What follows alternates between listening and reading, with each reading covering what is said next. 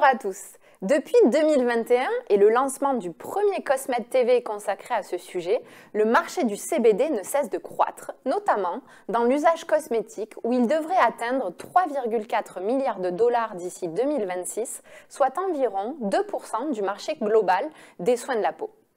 Des crèmes, de l'eau, des sprays, des huiles, nombreux sont les industriels qui répondent à cette tendance, initialement réservée à une consommation de niche, et tous les distributeurs, de la pharmacie à la grande distribution, s'y intéressent.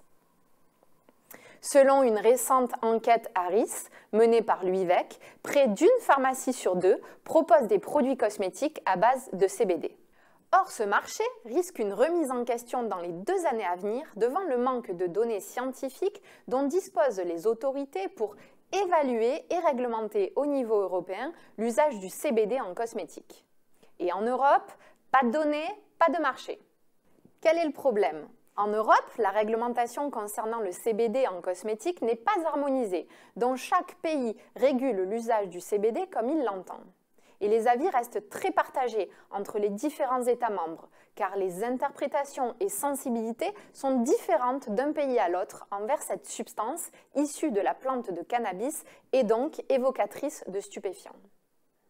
Un alignement ne sera possible que si la sécurité d'utilisation du CBD est démontrée et la présence des traces de THC évaluée.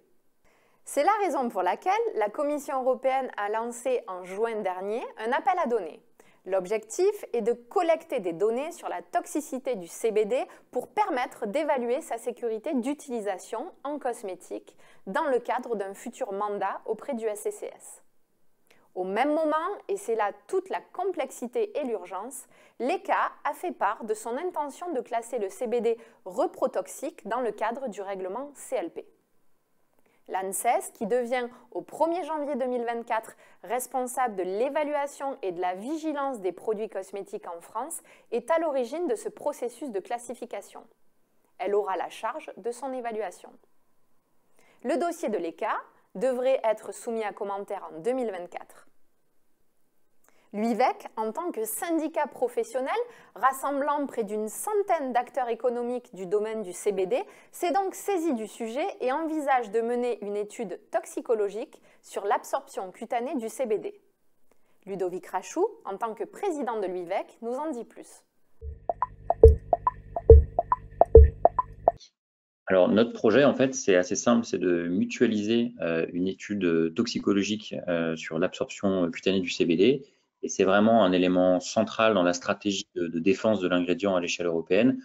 Le but avec cette étude, c'est de pouvoir prouver, je dirais, la sécurité du CBD et faire en sorte qu'à l'échelle européenne, on puisse commercialiser les cosmétiques à base de CBD dans tous les pays sans aucune distinction. Donc ça, c'est l'objectif principal. Comment on compte s'y prendre? En fait, on a déjà fait une première partie de l'étude. Donc, on a fait un rapport de préévaluation toxicologique du CBD. Et c'est ce rapport qui permet d'orienter maintenant cette étude sur l'absorption cutanée. L'idée, c'est qu'on puisse mutualiser cette étude entre tout type de participants. Donc, c'est ouvert vraiment à n'importe quelle société dans les cosmétiques en Europe, que ce soit un fabricant d'ingrédients, un façonnier, des marques qui souhaitent commercialiser ce type de produits au CBD.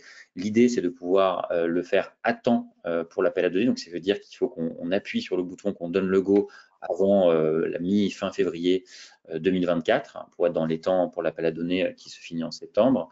Et l'idée, c'est que tous les participants à cette étude aient évidemment les résultats et qu'ils puissent à leur tour les utiliser potentiellement dans leur dossier produit quand ils chercheront à faire autoriser les produits. Oui, et d'ailleurs, c'est pour ça qu'on étend un peu le scope au-delà des acteurs français. On a déjà des acteurs suisses, des acteurs allemands, des acteurs d'Europe de l'Est aussi qui sont intéressés. Et donc, c'est vraiment une initiative qu'il faut voir à l'échelle communautaire puisque ces deux, je dirais, évolutions réglementaires qui sont portées à la fois par la Commission européenne et par l'ANSES au niveau français peuvent avoir des répercussions au niveau communautaire sur le CBD. Donc, ça implique vraiment tous les pays et c'est ouvert à tous les pays. Merci Ludovic.